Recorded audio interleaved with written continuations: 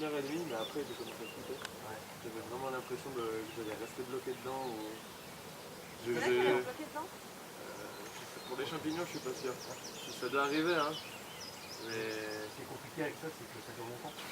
Donc l'îlot des Combes est une association qui accueille tout type de public et l'objectif de l'association est de pouvoir sensibiliser ces gens, de faire prendre conscience en fait que la solution est dans leurs mains et que c'est à eux de changer s'ils veulent que le monde change, mais également de montrer de manière concrète comment est-ce qu'on peut réaliser ces changements.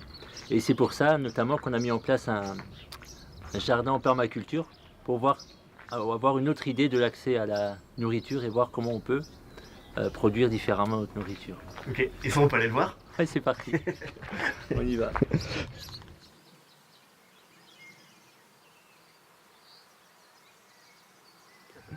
Donc on a développé le projet sur les principes de la permaculture.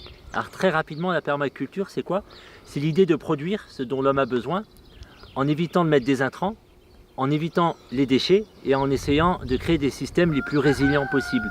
Et pour ça, on s'inspire de la nature, on s'inspire des sociétés traditionnelles, mais également de toutes les nouvelles technologies et sciences qu'on a développées ces dernières années. Parce qu'en gros, nous, on avait 3 objectifs à l'îlot, c'est vrai, c'était tout ce qui était sensibiliser et promouvoir les bons gestes, prendre soin de l'environnement, tout ce qui peut aider, j'ai envie de dire, à faire notre part dans un parc comme le Colibri, tout simplement, tu vois, à changer le monde d'un point de vue environnemental pour essayer de participer à résoudre la crise écologique. De 1. De 2, c'était aussi montrer une consommation alternative. Donc comment on cuisine d'une manière différente, on mange d'une manière différente, de saison, du jardin, ne pas avoir des tomates l'hiver, enfin des choses bêtes et simples, mais l'idée c'est de montrer ça à nos visiteurs qui viennent, qui passent quelques jours ici en séjour. Et 3, du coup, c'est un lieu qui est surtout et d'abord tourné vers l'humain. Parce que moi en tout cas, mon expérience à l'îlot, c'est là où j'ai le plus rencontré de gens venant de lieux géographiques et de backgrounds différents. Que ce soit sur le plan spirituel, culturel, traditionnel. Je disais hier par exemple qu'on a eu des woofers qui viennent d'Indonésie, on en a qui viennent d'Afrique, en juin il y a des visiteurs qui viennent d'Amérique qui nous ont contactés, qui viennent, je viens de m'en souvenir. Et ça c'est hyper intéressant parce qu'en fait ici on prend le temps de les rencontrer, de se rencontrer, de discuter et d'échanger. Ouais. Et on redécouvre ce que c'est qu'un être humain. Ou pour moi dans la société aujourd'hui on a perdu cette valeur de l'humain parce que tout va trop vite, quoi. Alors là c'est du chou perpétuel. Donc là je ramasse de la roquette. Tu mets ça comme ça la roquette? Alors là de la bourrache. Du plantain. De la frisée. Bien. Donc là on a de la mélisse.